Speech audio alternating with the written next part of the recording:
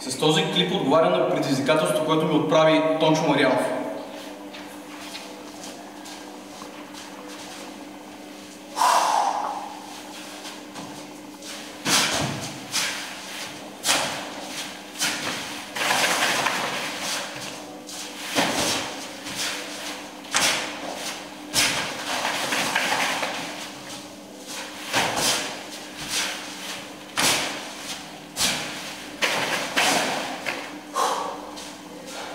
А сега аз отправям предизвикателство към всички мои приятели във Фейсбук, които смятат, че са във форма.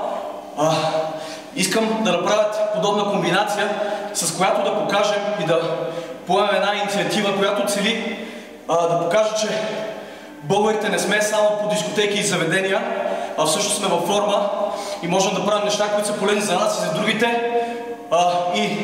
И ви съветвам да предизвикате ваши приятели. Благодаря ви!